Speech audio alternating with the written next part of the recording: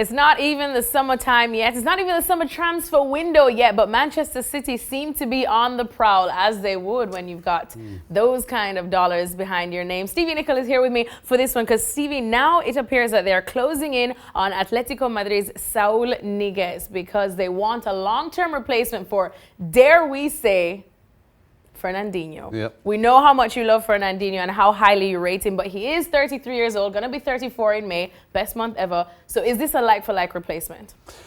Absolutely. I think what they're getting right now in Saul is a player at his age who was better than Fernandinho at his age. I mean, Saul's 24, and for me, he could walk in and replace Fernandinho right now, if need be. The question is, how long can Fernandinho last? Well, that was my question. How much do you think he has in his tank? He's nearly 34, so... But he's not playing like it, really. Well, he's not, because of the way City play, it's not relying on his legs as much. It's relying on his brain, it's relying on his positioning, and it's relying on his passing. And so, if you think of Saul, you're getting somebody who I think can do all those, but has the legs of a 24-year-old. So that if it's needed...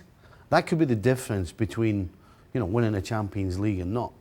So if Saul does indeed come to Manchester City in the summer, do you think he just immediately takes over for Fernandinho? I don't think so. I think Pep would, kind of alternate, try and get Saul to understand what they're all about and learn from Fernandinho. Fernandinho's not daft. He knows he can't go on forever.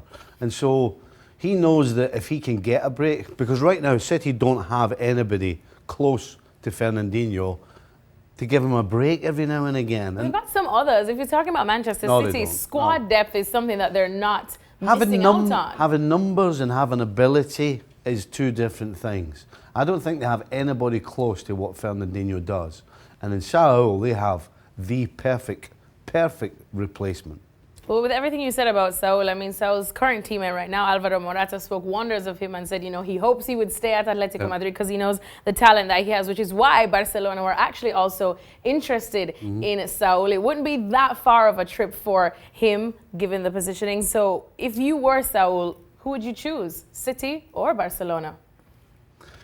This really boils down to the persuasiveness of Manchester City and Pep, because on the face of it, for Saul, Spanish international, staying in Spain, going to the best team in Spain, pretty much guaranteed success, which I guess you would be at City.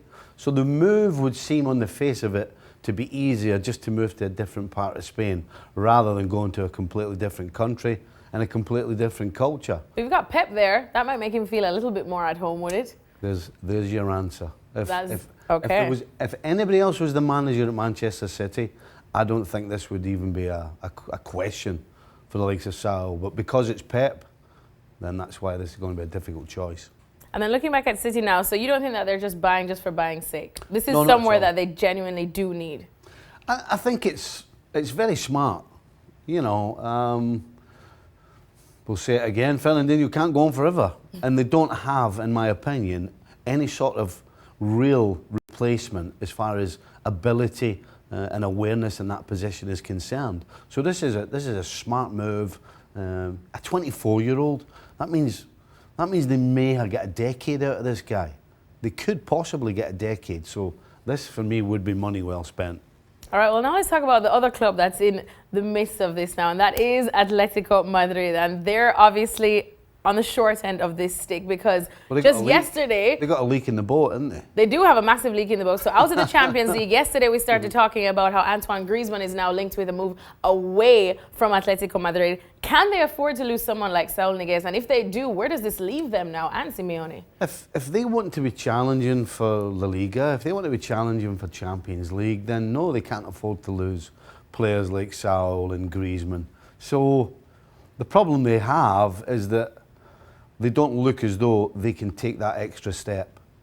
Yes, they got to the Champions League, 4 years ago maybe?